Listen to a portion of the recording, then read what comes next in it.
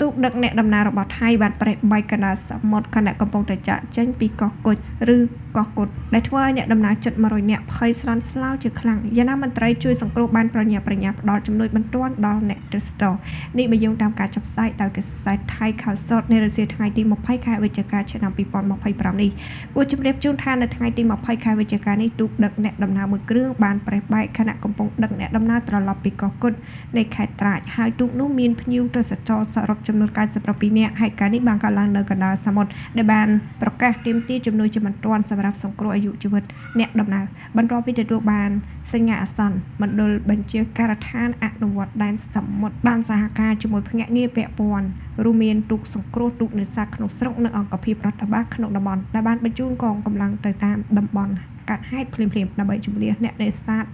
អ្នកទេសចរចេញពីទូកដែលរងការខូចខាតបច្ចុប្បន្នមន្ត្រីកំពុងតែស្ថិតក្នុងដំណើរការនៃការដឹកជញ្ជូនជនរងគ្រោះទៅសង្គ្រោះនិងបានរៀបចំកន្លែងដាក់នៅលើចរន្តដើម្បីធានាសុវត្ថិភាពមន្ត្រីទាំងអស់បានបន្តប្រតិបត្តិការបន្ទាន់របស់ខ្លួនដើម្បីធានាថាអ្នកដំណើរទាំងអស់មានសុវត្ថិភាពហើយក៏កំពុងធ្វើការស៊ើបអង្កេតពីមូលហេតុនៃការប្រេះបែកទូកនេះផងដែរគេរំពឹងថាការវាយតម្លៃនៃការខូចខាតនិងការស៊ើបអង្កេតបន្ថែមនឹងត្រូវបានធ្វើឡើងនៅពេលដែលស្ថានភាពវិលមករកប្រក្រតីភាពឡើងវិញ